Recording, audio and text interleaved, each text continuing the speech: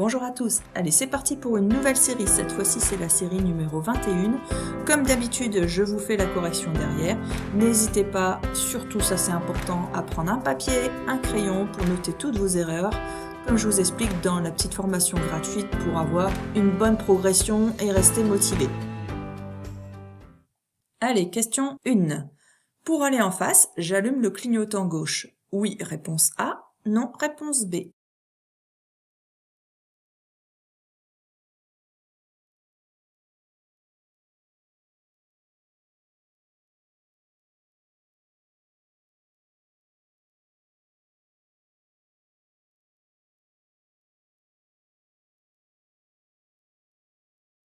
Où est-ce que c'est en face? Donc là, vous avez la route principale qui part vers la droite, et donc en face, on va quitter la route principale pour pouvoir aller en face, d'accord? Surtout, on coupe pas comme ça non plus en biais tout droit, hein, parce que vous avez l'axe médian ici, si on l'imagine. Donc on reste le long, et à hauteur de l'intersection, on va tourner, ok?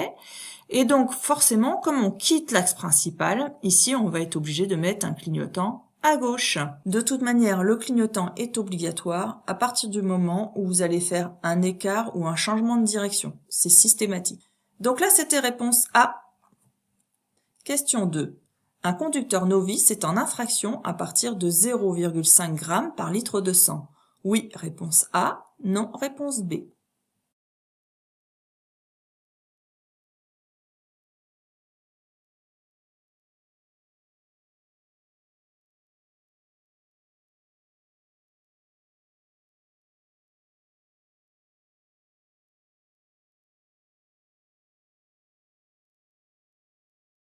Alors ça, c'est des choses que vous devez savoir par cœur. Vous ne devez pas faire d'erreur du tout dessus. Et donc, apprenez-le par cœur si vous êtes trompé. Là, il y a une chose à faire attention, c'est qu'on vous dit un conducteur novice. Donc, novice, ça veut dire qu'il est jeune conducteur encore dans la période probatoire. Et quand c'est un jeune conducteur, ça sera pas 0,5, mais ça passe à 0,2. Donc ça, à retenir, c'est 0,2, à partir de 0,2 g par litre de sang. Donc c'était réponse B. Question 3. Je peux m'arrêter ici un bref instant. Oui, réponse A. Non, réponse B.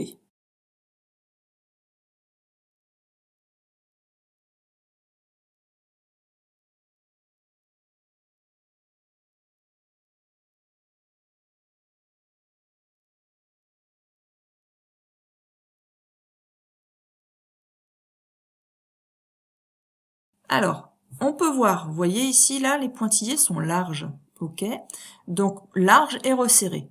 Donc, quand le marquage comme ça est large et resserré, ça nous annonce que c'est une voie réservée. On le voit bien, il y a le petit dessin du cycliste ici, et aussi ici. Donc là, on peut se dire que c'est une bande cyclable. Donc, on ne peut pas s'arrêter dessus, ni stationner d'ailleurs, hein. Donc, on peut ni s'arrêter ni stationner, même un bref instant. Donc, c'est réponse B. Question 4. Le véhicule bleu est un véhicule prioritaire. Oui, réponse A. Non, réponse B.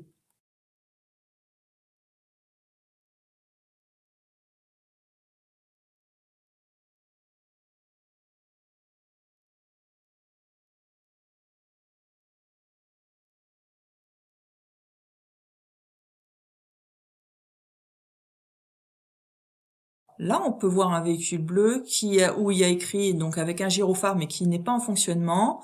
Il n'a pas mis son triangle aussi de travaux. Et c'est un véhicule donc d'intervention d'urgence pour le gaz. Quand il est en mission, il doit utiliser des avertisseurs sonores, le gyrophare et la sirène à 3 tons. Donc ça fait 3 tons quand c'est ce genre de véhicule. Et donc là, dans ce cas-là, il bénéficie d'une facilité de passage. Par contre, il doit quand même respecter les règles de priorité aux intersections et il faut pas confondre avec les véhicules prioritaires. Lui, on doit seulement lui faciliter le passage. Donc c'est réponse B. Question 5. Le mélange d'alcool et médicaments diminue le temps de réaction. Réponse A. Améliore les réflexes. Réponse B. Augmente les risques au volant. Réponse C.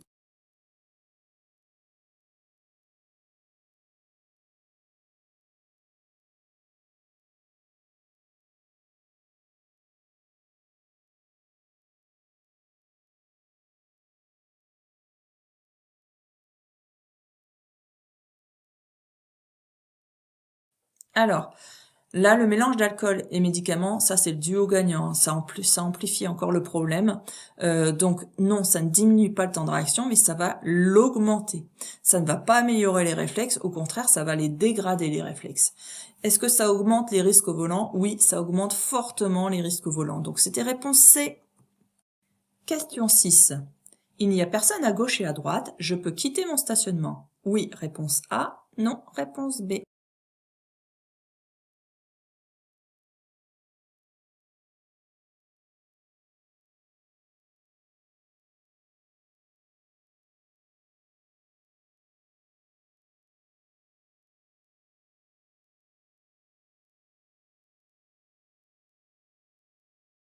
Donc c'est pas parce qu'il y a personne à gauche et à droite sur l'axe là qu'on peut tout de suite quitter le stationnement. Il faut aussi vérifier, voir s'il y a des piétons par exemple qui passent entre deux voitures de chaque côté, devant, derrière, sur les côtés.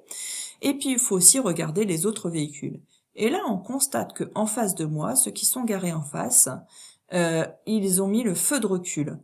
Certainement qu'ils n'ont pas vu que j'allais avancer moi. Ils sont en train de reculer. Donc par sécurité, je vais les laisser manœuvrer et ensuite je vais y aller. Donc non, je ne quitte pas tout de suite mon stationnement. Donc c'était réponse B. Question 7. Ces enfants sont correctement attachés. Oui, réponse A. Non, réponse B.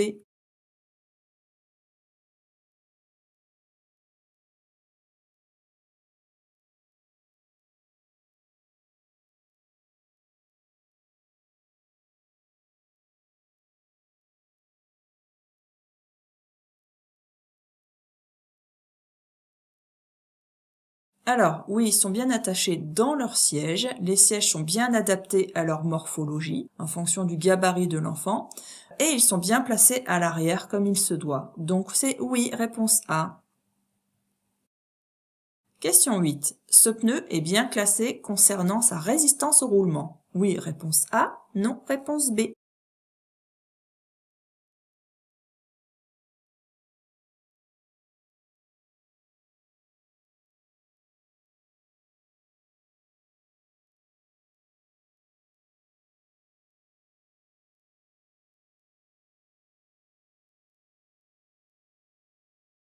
Alors, depuis quelques années, vous avez un étiquetage qui est obligatoire.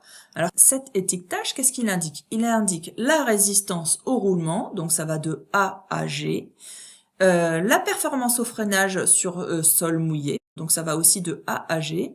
Et les bruits de roulement. Donc les bruits de roulement, c'est mis en décibels et il y a 3 niveaux, A, B, C. Donc le bruit de roulement est faible, la performance au freinage sur sol mouillé sur cette étiquette là est bonne, hein, il y a une bonne performance au freinage, et aussi là il y a aussi une consommation au niveau du pneu qui est faible, donc on est en A. Pourquoi une consommation qui est faible? Parce que justement il y a une faible résistance au mouvement. Donc là ce pneu est vraiment de bonne qualité. Donc ce pneu est bien classé concernant sa résistance au roulement. On regarde ici, c'est bien en A, donc c'est bien oui, réponse A. Question 9.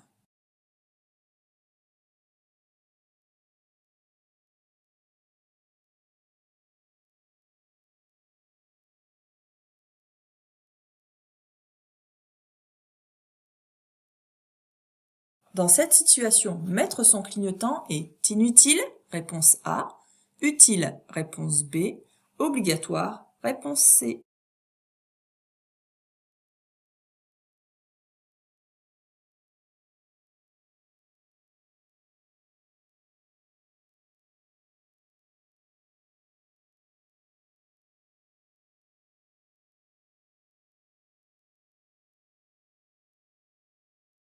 Donc si on revient un peu en arrière, on voit qu'il y a ici une bande de stop avec un stop et une interdiction de tourner à droite. Donc la preuve, vous avez un sens interdit. Il y a aussi un sens interdit ici, sauf cycliste. Donc nous sommes obligés d'aller à gauche. On pourrait se dire que c'est pas nécessaire d'utiliser le clignotant. C'est toujours important de mettre un clignotant. Pourquoi c'est important? Si on avance un petit peu plus dans la vidéo, et on peut voir que d'ailleurs il y a un véhicule, vous voyez, qui arrive en face. Lui n'a pas encore toutes les informations et serait bien content de savoir ce qu'on a l'intention de faire. Idem pour les piétons. S'il y a des piétons sur les côtés ou des cyclistes qui arrivent, ils seront contents de savoir où est-ce qu'on s'oriente, ainsi que le véhicule qui est derrière. S'il y a un véhicule qui arrive derrière, nous, on lui cache la signalisation. Donc, il n'a pas toutes les informations sur ce qui se passe sur l'intersection. Donc, il ne sait pas forcément ce que j'ai l'intention de faire. Donc, je mets mon clignotant. C'est toujours utile de mettre un clignotant. Et c'est même obligatoire. À partir du moment où je change de direction ou que je fais un écart de direction, je dois mettre mon clignotant. Je dois toujours informer les autres. Donc, c'était réponse B et C. Question 10. Je peux stationner dans cet emplacement si je l'utilise moins de 15 minutes, oui, réponse A, non, réponse B. Plus de 15 minutes, oui, réponse C, non, réponse D.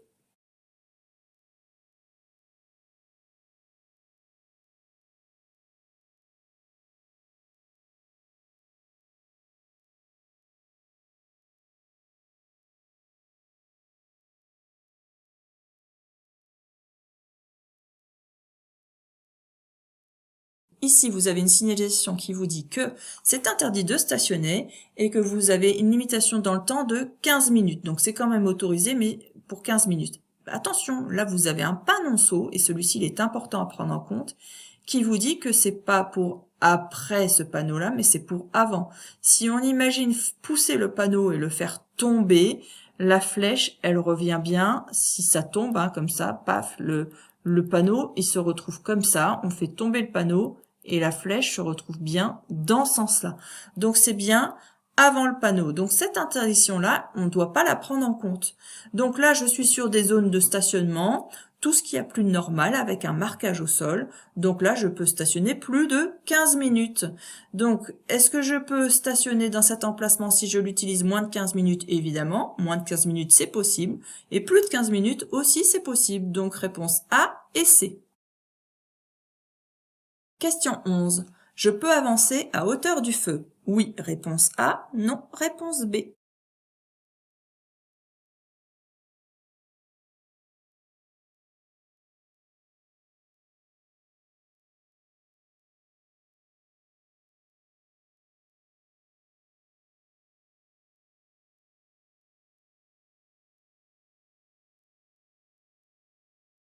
Alors, si je m'arrête à hauteur du feu, ça veut dire que je m'arrête à ce niveau-là.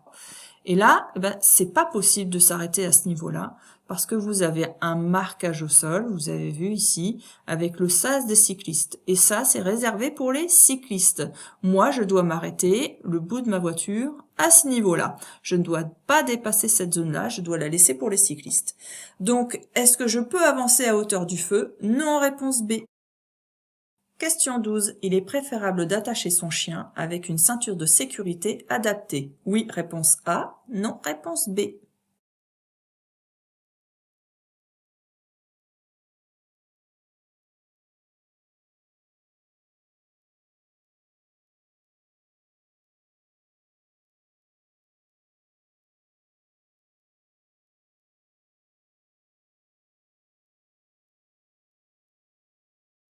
Alors, il faut savoir qu'un animal qui est en liberté dans la voiture peut gêner le conducteur ou il peut même être éjecté en cas d'accident et aussi blesser le conducteur et les passagers.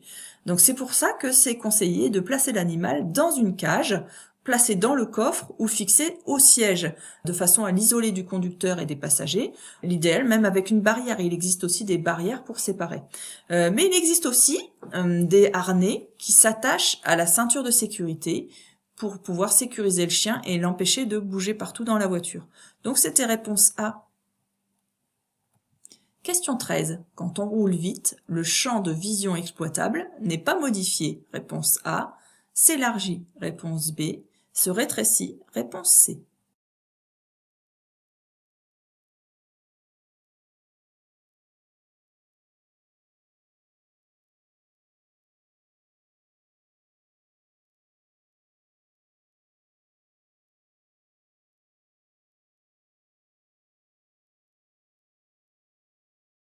Alors oui, plus on va rouler vite, plus le champ de vision va se modifier. Et donc plus on va rouler vite, plus ça va se rétrécir. C'est un peu comme un effet tunnel. On ne voit plus que ce qui se passe au centre et au loin, et pas sur les côtés. Donc c'était réponse C. Question 14. Dans un embouteillage, le système stop and start arrête le moteur en cas d'arrêt prolongé. Oui, réponse A. Non, réponse B. Permet une économie de carburant d'environ 10%. Oui, réponse C. Non, réponse D.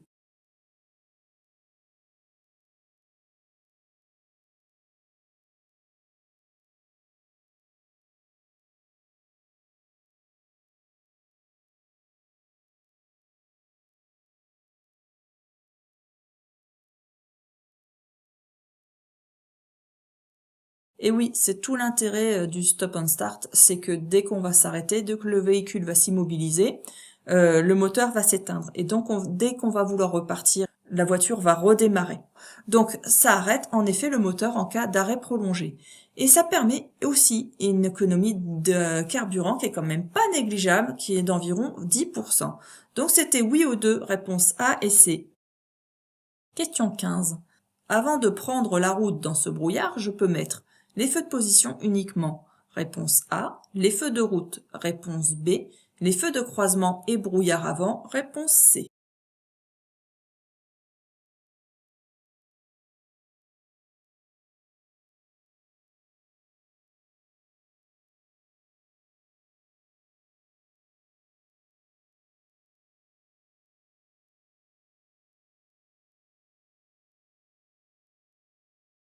Alors, les feux de position, on ne peut les mettre en agglomération éclairée. Donc là, c'est pas le cas. Donc c'est pas la A. Les feux de route, on peut les mettre que la nuit et quand il y a personne en face et pas d'éclairage. Donc c'est pas le cas non plus. Les feux de croisement, on peut les mettre quand il y a mauvaise météo. Il est conseillé de mettre les feux de croisement et on peut rajouter les feux de brouillard avant avec. Donc c'était réponse C. Question 16. Depuis mon poste de conduite, je peux voir tout ce qui se situe devant ma voiture. Oui, réponse A. Non, réponse B. Derrière ma voiture. Oui, réponse C. Non, réponse D.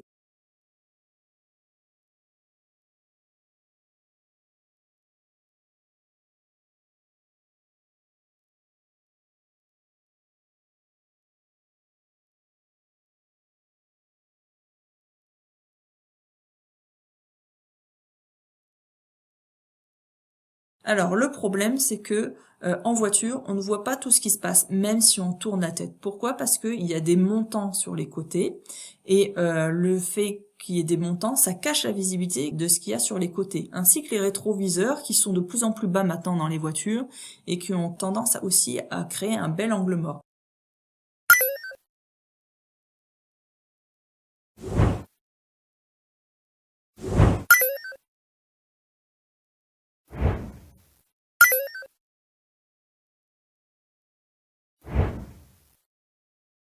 Quand on se retourne, c'est pareil, on voit pas non plus ce qu'il y a derrière le coffre, derrière les montants, donc on ne peut pas voir ce qui se situe complètement à l'avant et à l'arrière. Donc c'était réponse B et D.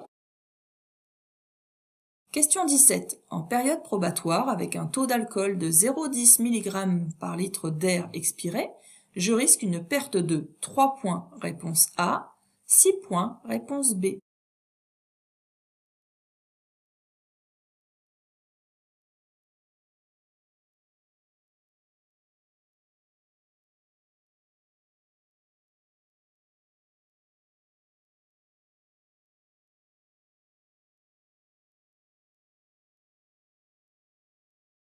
Donc là, on nous dit bien qu'on est en période probatoire, donc jeune conducteur, la limite elle est abaissée à 0,10 mg par litre d'air expiré ou 0,20 g par litre de sang. Donc là, on est testé positif dans cette situation-là. Et si on est positif, on a une perte automatiquement de 6 points sur le permis de conduire. Donc c'était réponse B.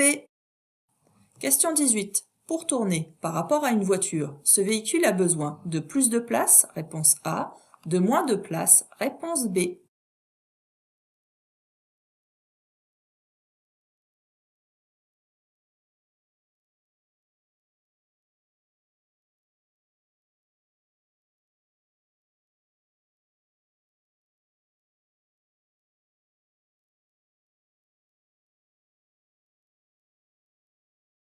Donc oui, bus, un véhicule de transport scolaire, un camion, donc tous les poids lourds en règle générale, ont besoin de plus de place pour tourner. Pourquoi? Parce que le derrière, lui, va couper la trajectoire. Le devant va faire une grande avancée comme ça, et le derrière, lui, il va couper. Donc, il a besoin de plus de place. C'est pour ça que souvent, on n'a pas le droit de s'avancer à ras des intersections et qu'il y a un marquage au sol qui nous demande de nous arrêter un peu plus tôt pour laisser justement la place pour tout ce qui est poids lourd, transport en commun aussi, pour tout ce type de véhicule. Donc, c'était réponse A. Question 19. Les feux de croisement éclairent plus loin du côté droit, réponse A. Éclairent plus loin du côté gauche, réponse B. Éclairent aussi loin à droite qu'à gauche, réponse C.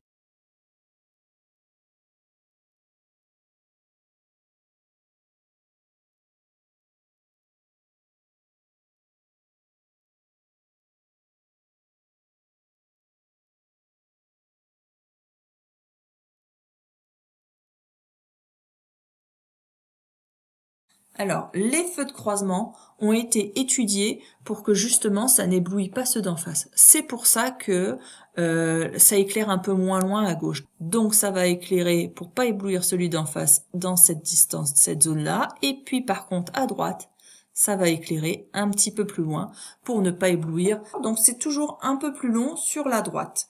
Donc c'est réponse A. Question 20. Je peux téléphoner tout en effectuant le remplissage du réservoir d'essence de mon véhicule. Oui, réponse A. Non, réponse B.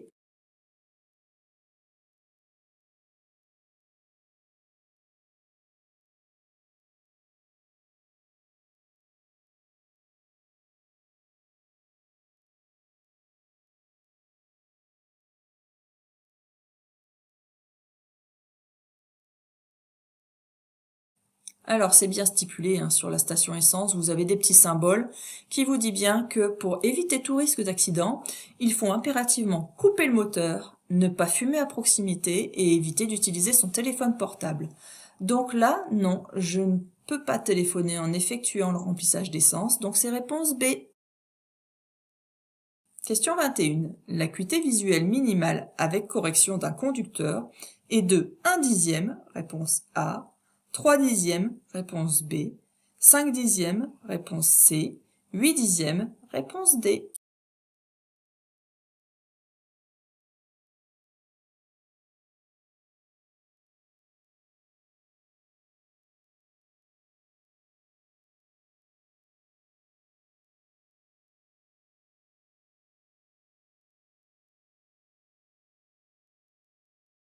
Alors, on doit voir au minimum à 5/10, que ce soit avec ou sans correction. On doit être capable de voir au moins 5/10 quand on conduit une voiture.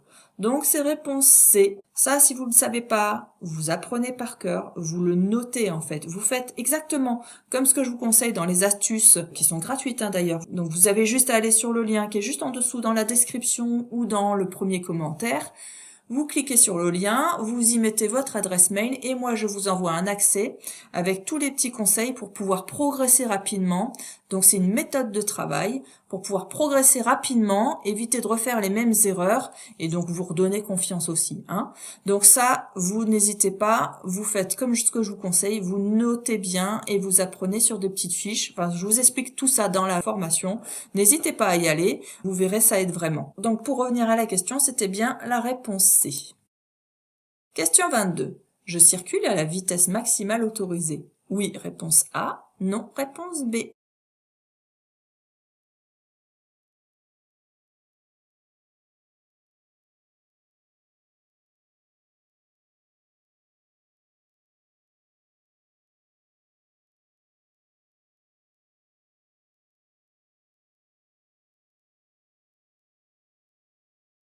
Bon, alors on voit ici qu'il y a de la neige sur les côtés, d'accord, il ne neige plus, le temps est assez correct, la météo est assez correcte, mais on voit les abords, là, les côtés de la chaussée. La chaussée, elle est un peu plus rétrécie, et là, avec les températures basses, il y a un gros risque de verglas, donc de chaussée humide et glissante, d'accord? Donc, à cause de ça, je ne vais pas prendre de risque et je ne vais pas aller à la vitesse maximale autorisée. En plus, vous voyez, on arrive sur un virage, donc il vaut mieux que je commence à décélérer gentiment et éviter tout coup d'accélération brutale non plus et éviter aussi un coup de freinage brutal aussi. Donc c'était réponse B.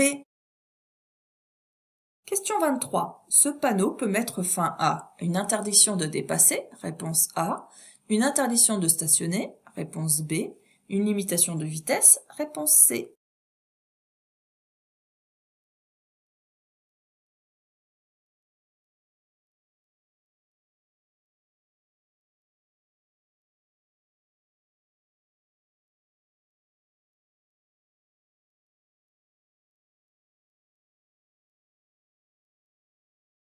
Donc ça, vous ne devez faire jamais d'erreur sur ce panneau-là, vous devez l'apprendre par cœur parce que vous le rencontrez de temps en temps au code de la route et puis c'est une erreur bête. Ça serait dommage de faire une erreur là-dessus. Alors ce panneau-là veut dire que c'est la fin de toutes les interdictions quand on est en mouvement, quand on roule. Ça veut dire que ça ne concerne pas les arrêts et stationnements. Donc ça met bien fin à une interdiction de dépasser, ça met bien fin à une limitation de vitesse, parce que tout ça c'est quand on roule, quand on circule. Par contre, ça ne met pas fin à une interdiction de stationner, d'accord? Donc c'est fin de toutes les interdictions sauf arrêt et stationnement. Notez-le, écrivez-le, stabilotez-le, faites un gros trait rouge autour, mais à savoir par cœur. Donc c'était réponse A et C. Question 24. Je dépasse, réponse A, ou je reste à bonne distance pour l'instant, réponse B.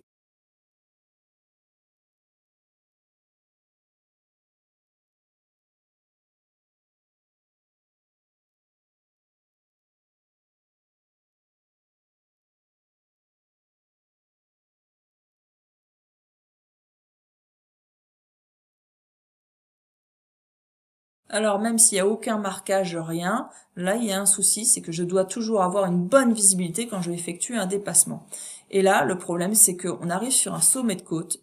Si je m'écarte pour respecter les 1 mètre au minimum, j'ai bien dit au minimum, si vous pouvez faire plus, vous faites plus, hein. Mais si je m'écarte pour faire au minimum les 1 mètre, je vais me retrouver au milieu de la route. Et là, si quelqu'un arrive en face, c'est l'accident assuré, parce qu'on n'a aucune visibilité, donc il ne faut pas dépasser. Donc je reste à bonne distance pour l'instant, donc je ne m'approche pas plus de ces vélos-là, de manière à avoir une distance de sécurité vers l'avant qui est suffisante. Donc réponse B. Question 25. Avant de conduire, je tiens compte de mes états de stress, de fatigue et de santé. Oui, réponse A. Non, réponse B.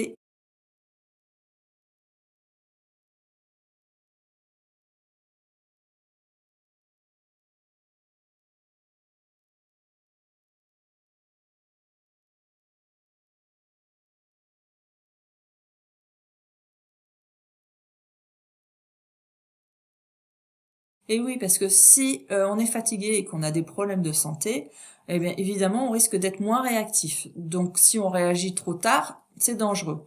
Si on est stressé, on risque aussi d'être plus nerveux et donc d'avoir une capacité d'analyse qui est moins bonne aussi. Et on risque de prendre plus de risques aussi. Donc c'est réponse A. Question 26. Ne pas s'arrêter à un contrôle routier, c'est commettre un refus d'obtempérer, réponse A, un délit de fuite, réponse B.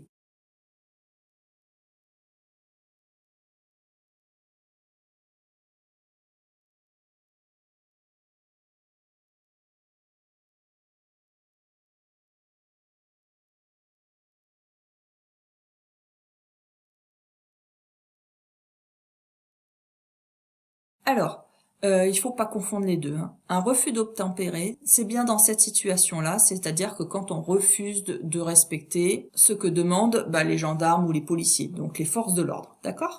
Ensuite, le délit de fuite, c'est quand le conducteur refuse d'être identifié, par exemple, ou s'en va, alors que il est conscient d'avoir causé un accident, donc soit corporel ou matériel. Donc il sait qu'il a causé un accident et il ne s'arrête pas. Donc ça, c'est un délit de fuite. Donc c'était réponse A. Question 27. Plus la ceinture est ajustée, plus elle sera efficace en cas de choc. Oui, réponse A. Non, réponse B.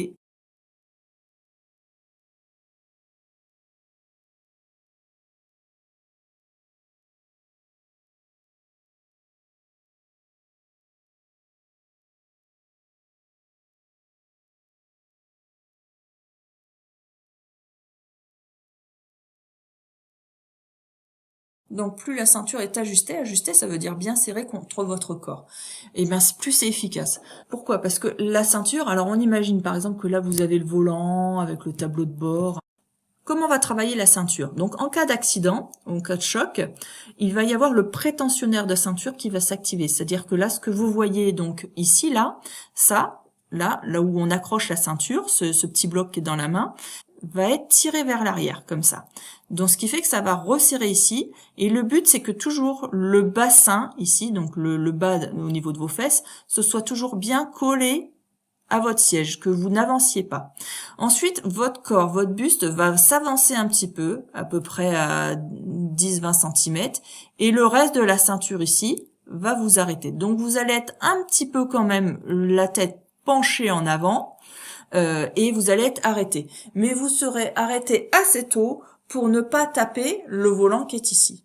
Si ça c'est desserré, ça va plus vous coller contre le siège. Donc votre corps, lui, va déjà être avancé à ce niveau-là, ce qui fait que, comme c'est desserré, votre buste là va être penché encore un peu plus en avant, et votre tête, eh ben, elle va taper le volant. D'accord? Donc surtout, faut bien ajuster votre ceinture.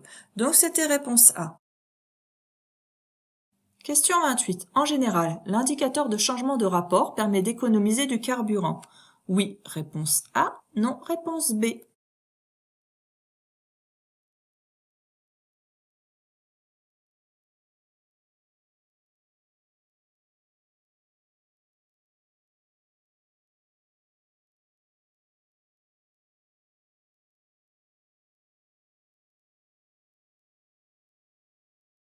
Alors, en effet, ça c'est là la petite flèche, souvent c'est la petite flèche qui est vers le haut ou vers le bas, qui vous dit de monter une vitesse ou de redescendre une vitesse, donc de rétrograder. C'est un conseil, c'est une aide à la conduite qui vous aide justement à éviter de trop pousser votre moteur ou de rouler en sur-régime, c'est-à-dire que le moteur fait du bruit et puis vous avez oublié de passer la vitesse suivante, ou alors de rétrograder aussi, parce que rouler en sous-régime, j'ai pas dit un bas régime, hein, mais rouler en sous-régime, on consomme plus aussi. Donc ça va vous donner des conseils pour monter ou descendre des vitesses. Mais des fois, vous pourrez pas toujours l'utiliser, parce que par exemple, vous avez une vue sur ce qui se passe devant. Donc si vous savez que vous avez un obstacle vers l'avant, vous n'allez pas mettre la vitesse supérieure comme il vous le conseille, d'accord? Donc c'est pour ça que c'est mis en général. En général, en effet, l'indicateur de changement de rapport nous permet quand même d'économiser du carburant, mais on ne peut pas l'utiliser dans toutes les situations. Donc c'était réponse A. Question 29. Je prête davantage attention au côté droit, réponse A, au côté gauche, réponse B, au feu tricolore, réponse C.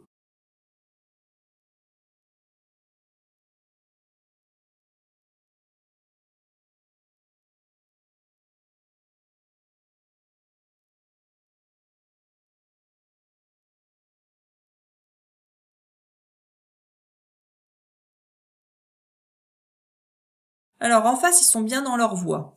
Là, il y a un risque avec le feu qui est vert, il pourrait très bien passer orange. Donc je dois quand même me préparer à ce qu'il passe orange et à surveiller ce qui se passe derrière. Donc ça, c'est quand même un élément qui est important à prendre en compte. Mais il y a un élément qui est encore plus important, c'est celui-ci, cette voiture-là, qui est garée en contresens de circulation. D'ailleurs, elle n'a pas le droit de le faire normalement. Ce qui fait que, vous voyez, elle est en train de regarder dans son rétroviseur pour voir si elle peut s'insérer. Et elle a déjà tourné les roues et elle a aussi mis son clignotant. Donc ça, potentiellement, c'est un danger et c'est le danger le plus important qui est imminent. Donc là, je m'apprête à réagir au cas où de façon très rapide. Donc là, c'était la réponse A. Donc je dois prêter plus attention au côté droit de ce qui se passe là. Question 30. J'ajoute du liquide lave-glace dans l'orifice A. Réponse A. B. Réponse B. C. Réponse C.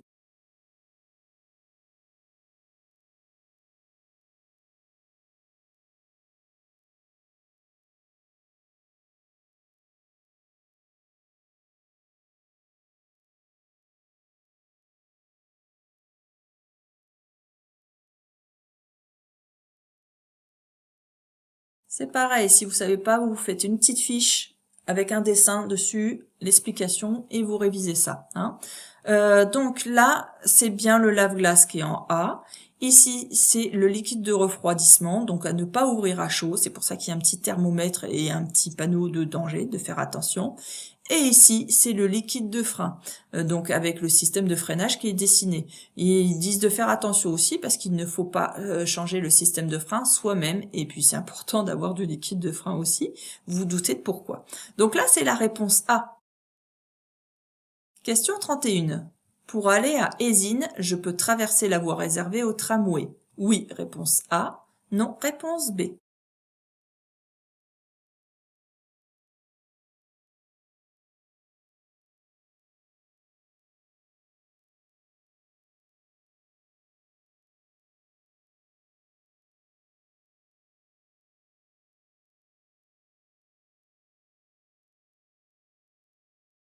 On regarde sur les panneaux de signalisation et on voit que Eysines, c'est à gauche. Donc, qu'est-ce que je vais faire? Je vais avancer un petit peu et on remarque une voie de stockage ici. Donc, je vais pouvoir aller dans la voie de stockage pour pouvoir tourner à gauche. On a le droit de traverser une voie de tramway à condition que la signalisation nous l'autorise, qu'on ait par exemple un feu vert pour le faire. Donc, c'est réponse A. Question 32. Je roule sur autoroute. Oui, réponse A. Non, réponse B. Je rencontre une bifurcation. Réponse C. Une sortie. Réponse D.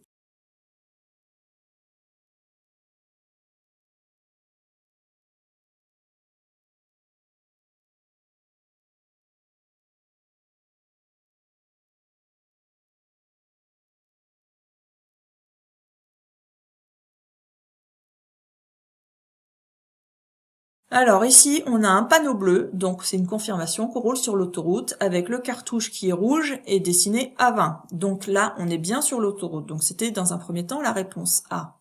Ensuite, là c'est différent. Quelle est la différence entre les deux? Eh ben, une bifurcation, ça veut dire que je vais rester sur l'autoroute. Donc on me propose par exemple l'autoroute A20 d'un côté et puis moi je sais pas, l'autoroute A4 de l'autre côté. Mais donc si je change de direction, avec une bifurcation, je reste sur un autoroute aussi. Je change d'autoroute, c'est tout. Une sortie, ça veut dire que là, je vais quitter l'autoroute pour retomber sur une route nationale, départementale, communale, bref, peu importe. Je serai plus sur l'autoroute. Ici, le panneau, il est blanc. Donc, ça veut dire que c'est une sortie. Donc, avec le petit symbole de sortie d'ailleurs. Donc là, c'est bien la réponse D. Question 33. En cas de panne de mon véhicule, j'évacue immédiatement vers l'issue de secours la plus proche. Oui, réponse A. Non, réponse B.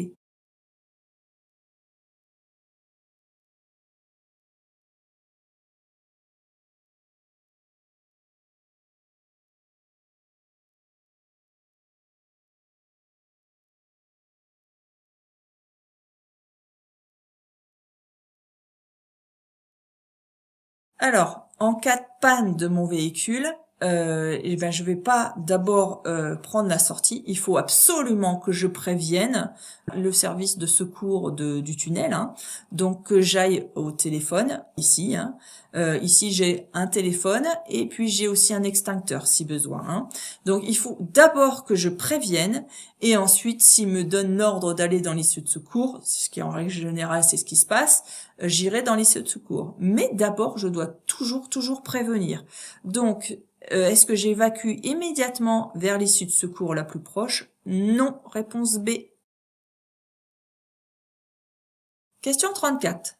Commettre un délit de fuite, c'est quitter le lieu d'un accident lorsqu'on est témoin. Oui, réponse A. Non, réponse B. Lorsqu'on est impliqué. Oui, réponse C. Non, réponse D.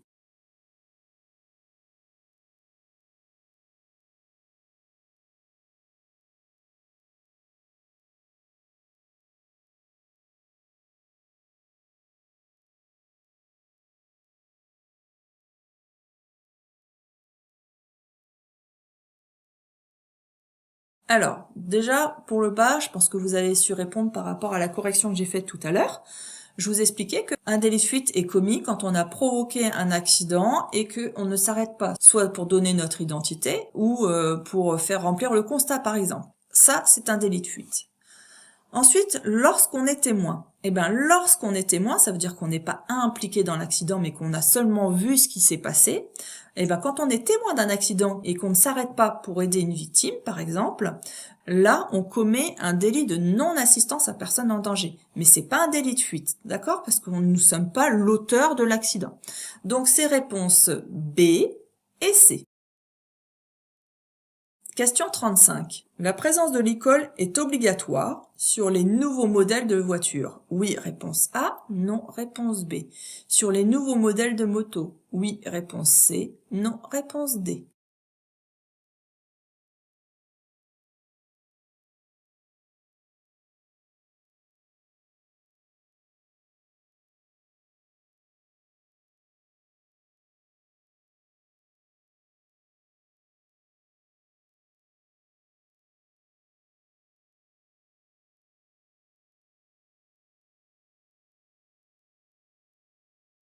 Alors l'e-call, qu'est-ce que c'est? C'est quand on a un accident, ça va se déclencher automatiquement et donc ça va appeler le poste d'appel de secours avec le 112, hein, et puis ça va nous géolocaliser aussi automatiquement. Comme ça, par exemple, si on a perdu connaissance, eh bien ça va quand même prévenir de l'accident au niveau des secours. Et donc ça fonctionne quand il y a un choc violent sur la voiture, c'est détecté automatiquement.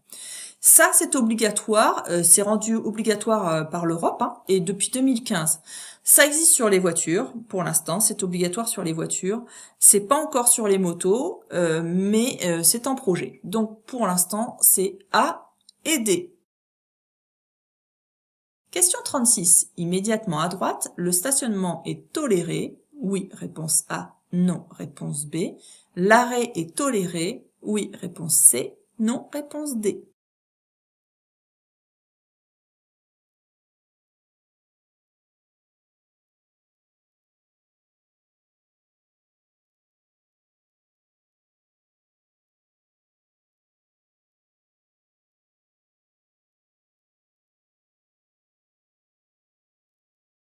Alors, immédiatement à droite, là, on peut voir que on a un marquage au sol. Ce sont des pointillés jaunes. Donc, quand ce sont des pointillés jaunes, ça veut dire qu'on a le droit de s'arrêter, mais pas de stationner. Pour qu'on ait le droit de faire ni l'un ni l'autre, hein, que ce soit interdit pour les deux, il aurait fallu une ligne continue jaune ici. Là, elle est en pointillé, donc j'ai quand même une tolérance pour l'arrêt. Donc, le stationnement est toléré? Non, réponse B. L'arrêt est toléré? Oui, réponse C. Donc, B et C. Question 37.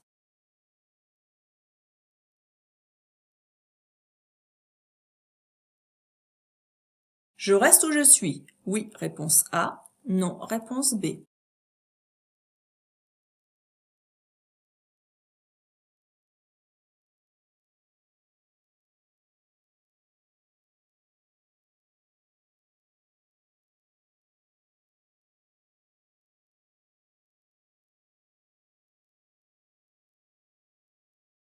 Donc je pense pas, je vous remets pas la vidéo, je pense pas que ce soit nécessaire. On voit que depuis tout à l'heure, on circule là sur une voie réservée, donc une bande cyclable. Et on n'a pas le droit. Tout à l'heure, on avait une question, savoir si on pouvait s'arrêter dessus. On a vu on n'avait pas le droit de s'arrêter ni stationner, mais on n'a pas le droit d'y circuler non plus. On a uniquement le droit, par exemple, de traverser soit pour tourner à droite, parce qu'il y a une rue à droite, ou pour rentrer chez soi, imaginons là qu'on habite ici, là on a le droit de traverser pour pouvoir rentrer dans notre jardin, d'accord? Donc, est-ce que je reste où je suis? Non, réponse B. Question 38. En général, les pointes de vitesse diminuent réellement le temps de trajet? Oui, réponse A. Non, réponse B. Font grimper la consommation de carburant? Oui, réponse C. Non, réponse D.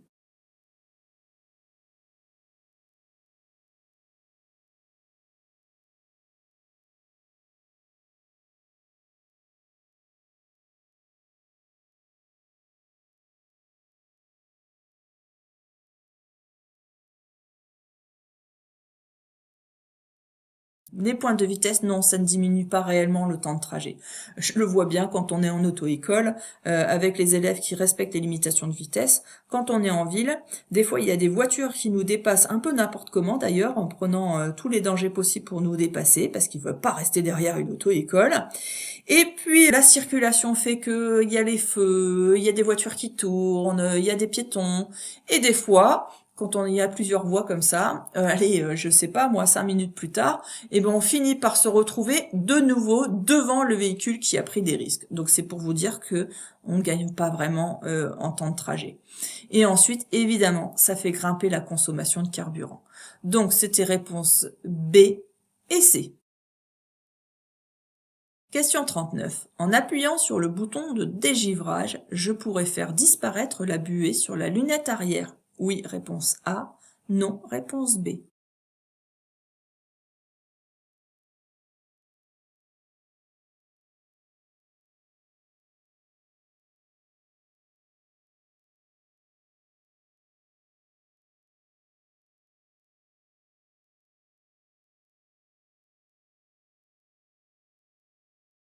Alors, je vous donne une astuce si vous avez tendance à confondre.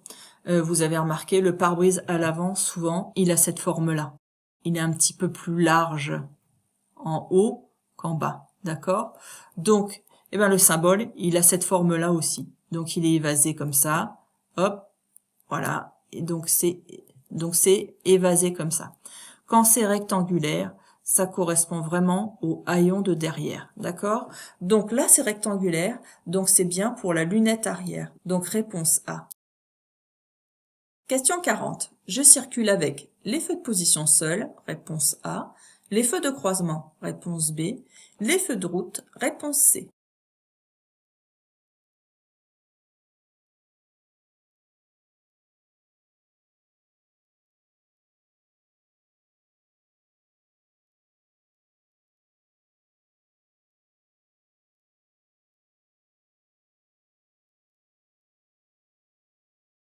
Avant de répondre à la dernière question, là, je vous imagine tous en train déjà de compter vos points. C'est ce que vous faites tout le temps dans la salle de code. On n'a pas tout à fait fini, que vous êtes déjà en train de compter vos points. Oui, alors du coup, ça me fait penser à ça. C'est que souvent, j'ai des questions, savoir si, quand vous tournez à 5, 6, 7 fautes, est-ce que je peux passer mon code? Oui, là, les séries d'entraînement, elles sont normalement un peu plus difficiles que le jour de l'examen. Pourquoi? Parce que le jour de l'examen, vous savez, il y a les statistiques, hein, et ils repèrent les questions les plus difficiles. Et toutes les questions les plus difficiles, qui sont vraiment tordues, ont été enlevées, d'accord? Donc, en règle générale, l'examen est quand même plus facile. Moi, on est là pour l'apprentissage. Je dois voir toutes les questions possibles, parce que le but, c'est que vous connaissiez aussi un maximum de choses pour quand vous allez passer en conduite. Donc, on est dans l'esprit de l'apprentissage. Et c'est pas plus mal aussi que ce soit un petit peu plus difficile, parce que le jour de l'examen, vous allez quand même stresser. Et il y en a qui vont stresser plus que d'autres. Donc, il vaut mieux être prêt à pouvoir passer des examens d'un niveau un peu plus difficile. Comme ça, le jour de l'examen, quand on rajoute le stress, et qu'en compensation c'est plus facile, ça aide un peu, d'accord? Donc, en règle générale, si vous tournez, donc avec mes séries d'entraînement, si vous tournez à 5, 6, 7, 8 fautes, ça commence à faire, hein. Mais si vous tournez régulièrement dans ce nombre de fautes-là, c'est que vous êtes prêt à passer votre examen de code. D'accord? Ça, c'est pour vous rassurer et pour vous donner une petite idée. Ok? Alors maintenant, je vais répondre à la question 40. Donc, est-ce que je circule avec les feux de position seule? Les feux de position seule, c'est uniquement en agglo éclairé. Pas autrement. D'accord? Donc, c'est pas possible. Pareil, vous notez, hein. Et maintenant, j'ai le choix entre les feux de croisement et les feux de route. Alors, quand on peut mettre les feux de route, on doit les mettre. Les feux de route, je peux les mettre n'importe où, à partir du moment, évidemment la nuit, hein, mais je peux les mettre la nuit à partir du moment où il n'y a pas d'éclairage. C'est le critère. Feu de route, pas d'éclairage. Évidemment, personne en face. Mais voilà, feu de route, pas d'éclairage. Que je sois en ville ou pas en ville, peu importe le lieu, c'est surtout pas de lampadaire d'allumé. Et là, c'est le cas. Donc, j'ai personne en face, j'ai pas de lampadaire d'allumé, donc je peux et je dois mettre mes feux de route. Parce que dès qu'on peut voir mieux, on doit faire en sorte de pouvoir toujours voir mieux. Donc, je dois mettre les feux de route. Donc, c'était réponse C. Bon bah voilà, j'espère que la correction pour vous s'est bien passée, j'espère que vous avez tout bien noté parce que ça vous évite de faire 50 000 questions de code. Logiquement, si vous respectez ma méthode de travail, ça va très vite et vous n'avez pas besoin de passer 50 heures de correction de code. Allez, je vous souhaite bon courage et à bientôt.